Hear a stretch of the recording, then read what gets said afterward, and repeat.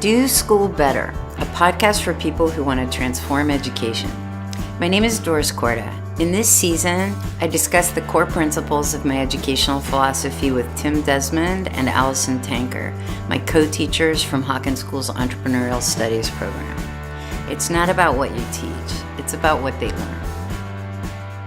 In this episode, Doris talks with Renee Bischoff, Director of College Counseling at the Hawken School. Renee shares insights on the impact the entrepreneurship program has had on students, including their personal and academic growth, as well as their readiness for college. I generally get students in my office space sometime in the beginning to the middle of their junior year. And typically those are kids who are underconfident about life at that point because, they're 16 years old and they don't really know what they want to do. So when they are enrolling in your program, that's sort of the space they go into. And one of the things that's been terrific for me about your program is it's academic, but it's incredibly, incredibly developmental. Mm-hmm. And I can give you a couple personal examples of kids. So there's a kid, Chase, who was a little lower on the academic end and decided to sign up for your program because the subject really interested him. And he also thought that it seemed like a program that might stretch him a little bit. Because of our school's intensive program, he already knew that learning in a format where he was going to be in the same space for a long time was something he liked. So I think he sort of viewed your program as super intensive. So he kind of jumped into that. And in some ways, he's a risky kid because he's like, well, what do I have to lose? My grades are not fabulous anyway. Like this program, what's it going to do? And I think what he really discovered in the program is that he had more skills and talents than he thought he did. So Chase is a kid who would have described himself as not being very strong quantitatively. And in fact, his transcript kind of shows that. But what he ended up doing in entrepreneurship was a lot more research and quantitative analysis on businesses. And he actually discovered that math has a real purpose. And the other thing that he kind of brought to the table was he was a little bit of a clown, a little bit of I would describe him as a little untethered when I first met him, and disorganized. And what Entre did for him, partly through the leadership of the teachers in the class, but more through his peers, was an ability to really think about what do I want to get done? How am I going to organize my time? And what does it mean to be respectful of others? And why does it even matter? So when he got up to give a presentation, you could literally see all of these skills coming together in one place. And I remember the first time I saw him present and he stopped, was at the end of the presentation. It was like one of those people who went on stage and didn't really remember what happened. And I remember thinking, there it is. This is who this kid really is. And that to me has been the moment for many, many kids in this program is I know it's going to happen. The kid doesn't quite know it will, but I do. And I think you do is at one point I'm like, there it is. That kid just showed up. So another example is a kid named Greg who did not, again, school has not always been his great space, but presented last spring on a product that was designed to help cancer patients. And it was really a care program. And his interest in this was helping spouses, men typically, of women who are going through treatment. And the empathy that he showed in his presentation, the thoughtfulness and the care, when he got done with the presentation and he kind of got off the stage, I walked to him and I said, sorry, now I know who you are. And awesome. The reality for you is you got to show up every day just like that because now you know who you are. And what that's transformed in for Chase and for Greg has been increased academic confidence outside of Entre. So there are other classes, their grades are getting better. But I would even go farther than that and say that these are young men, and I can give you examples of young women, who understand what they want to learn. So when Chase went off to look at colleges, he just finished his college process. He wasn't thinking about, am I going to be so lucky to get in? He actually was looking at it as, which school is going to be the best place for me? And quite honestly, as a college counselor, that is like my dream, to have a kid who can do that. And in Chase's case, again, not a GPA that I think most people would be excited about in the college process. He upsold himself by being able to talk about his academic transformation and his personal transformation as a learner. And in all the years I've done college admissions and college counseling, the authenticity of a young person who wants to learn is what makes an admission officer believe. And at the end of the day, even though there's numbers and metrics, it's a human process. And what Chase learned through this is he's a human being with value in the process. And so I think his agency as he goes forward in college and in life is going to be about, what am I responsible for in a way that's confident. Yeah. One of the things, I was with Ace very recently, and one of the things he said was that in classes before Entre, he was always struck by what he wasn't good at. And when he got into Entre, he started discovering where he was strong, and he had avenues for that. And then he also found in the process, like you said, things that he could do that he turns out he's very analytical and very strong quantitatively. He just didn't know that before. Right. Yeah. What about the students who are more driven in traditional academics, the kind of students who come in and have been, performing well on tests, taking the high classes, et cetera? Well, I think for those students, the entrepreneurship program is, first of all, I want to say is incredibly rigorous. So I think my view on this has always been the case that advanced placement doesn't necessarily make the class a better class. I mean, that's the College Board puts that label on classes and says they're higher level, but that doesn't mean that you can't learn just as much, if not more, in another class. Like, the College Board doesn't have the whole line on rigor. So I think for some kids, they come into the program maybe thinking it's not going to be as rigorous, but they quickly find out it is. I think what's interesting about it for kids who are structured, and I would say these are the GPA, the kids who are fixated on GPA, is that quickly gets put aside, because one of the things these kids are really focused on and worried about is their work and how they work in groups. And that's my favorite part of the Entre program, is everybody's personality gets thrown in and they all have to learn how to deal with each other. And if there's anything I've learned about high achieving kids, is they do appreciate and crave a dose of reality. So I can give you an example of Laura, who was a pretty high achieving GPA protective kind of kid, always wanted to know what was going to be on the test, what was my grade, and finally in this program got called out by her own peers, like, cut it out.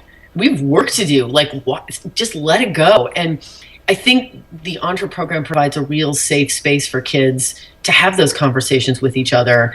And at one point, I remember talking to Laura about this, and she said, I'm just so worried I'm not going to get a good grade. It's so important for college. And her friends were around her and said, well, of course you're going to be fine, because if you do great work, the work of your team will support you, and then the grade just happens. It's not about you getting a grade. It's about you working and having some sort of assessment that reflects your work and real commitment to the program. And once she kind of understood that, her work got better. It's almost like you have to take grades off. So I love those kids going into the program, because I feel like they're finally going to go to college and not be so stressed out. I mean, there's a real mental health problem going on with college kids these days, and it's because kids are so tightly wound. And I feel like Entre allows this space for them to, it's crazy because they actually work harder in the Entre program than they do in any AP class. They always tell us that. Like, I've never worked so hard in my whole life, and I've never loved anything so much, but I never also was in this space where nobody wanted to talk about the grade. And I think that's a really important space for kids. And they also learn that just because they get A's, it doesn't mean they're the best. Yeah, I think. And that is incredibly important for them. Yeah, I think so. I think the one of the things that very quickly changes things for those kids is when they realize they're working on real problems. They're working on real things that problems that haven't been answered yet. Do the students ever talk to you about that, about the difference in terms of the work itself? Oh, I mean, so I always feel terribly for the kids who do Entre early and then have to go back to regular school, because they had a chance to work with amazing companies and amazing mentors. And then at the end of the program where they get to design their own organization, to have to go back to school and just learn Latin, where they don't, again, not that they don't care about it, they do care about it, but I think they see a real purpose in what they've learned. What I appreciate about it is then we start to talk about colleges and we start to think about programs. And one of the misconceptions about the entrepreneurship program is that every kid who goes into it is a business person. It's 100% true. I mean, there are plenty of kids who go into it thinking, oh, I really would like to have a career. I like this idea of working in the business world. But plenty of kids who come out of Entre thinking more about what it's like to learn and what it's like to work in organizations. And I think from the college end, what I hear from them is, boy, these kids out of this program are terrific leaders. I want this kid to be an orientation leader. I think this kid will be a great resident assistant. I think this kid would be amazing at our experiential learning program, internships. And what I think, I had a funny commentary from a girl who, Dana, who went out and visited colleges this spring, and she critiqued the presentations. And she said, Miss Corda would not like any of these presentations. These presentations are not up to standard. And this is a young woman who I thought would be terrified of looking at colleges. And in fact, she is looking to find the college that will be the best place for her. She's evaluating them, not them evaluating her. So I think it puts kids into a space as designers of their own future.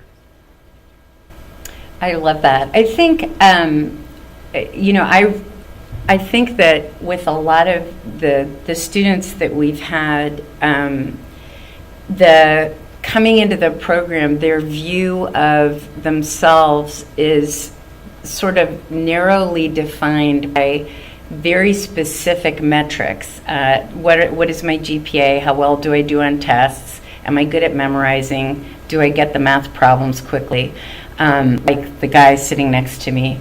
And when they get a chance to work on real things that they care about, that are really hard, actually, much more difficult because they're real and not yet solved, I think they do start in a bizarre way to relax about themselves. Yeah. That maybe that's not the right word, but the way you're describing it, that's... Well, and this is the other thing. I mean, I almost feel like you could title this podcast something like, what does hot chicken takeover have to do with life anyway? I mean, that's awesome. When you hear kids talk about hot chicken takeover, I mean, first of all, best company name ever, but also a really fascinating, that's sort of a microcosm for what this course is trying to teach kids. What's the misconception? How do we break those myths down? And then how do we add value? And I mean, that's a company with a really thoughtful, purposeful mission with a real problem.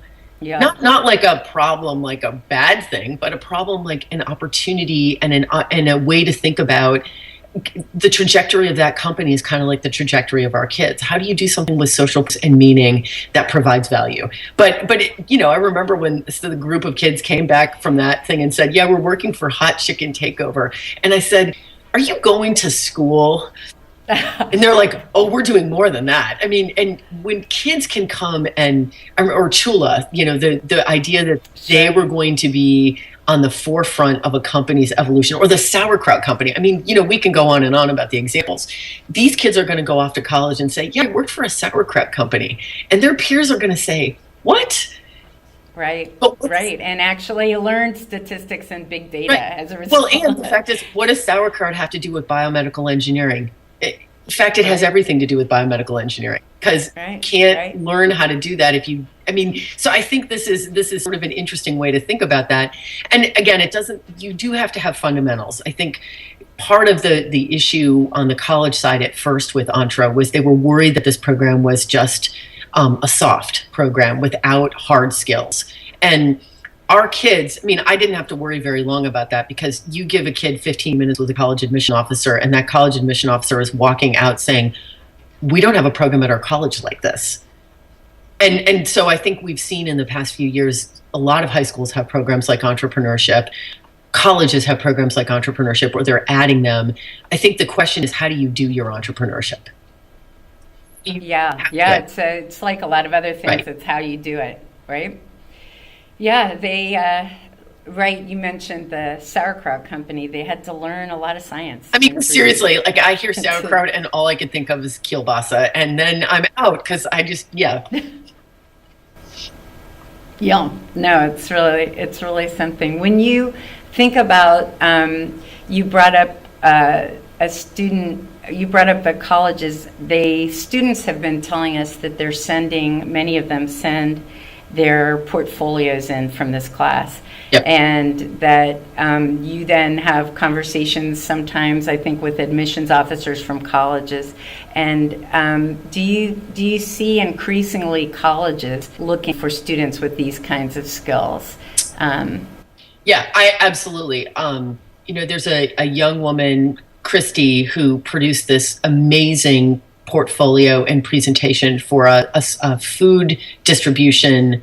I'm trying to remember what the name of that company was, but do you remember? The CCLK? Yeah. Yeah. Cleveland Culinary Lunch Kitchen. Right. So she produced this amazing presentation, and when we were going through her college list, I said, I feel like if we don't send this portfolio in, we're missing the school is not going to understand who you are.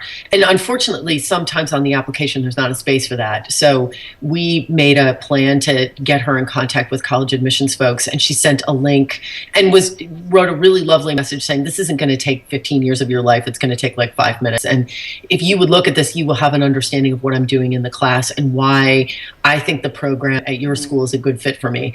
And she got a lot of positive feedback from that. And I think in some ways, if you can get the colleges to take 5 minutes to see something that a kid has really produced versus something that's been manufactured, I think a lot of essays can be manufactured. They were able to put her academic profile more into context.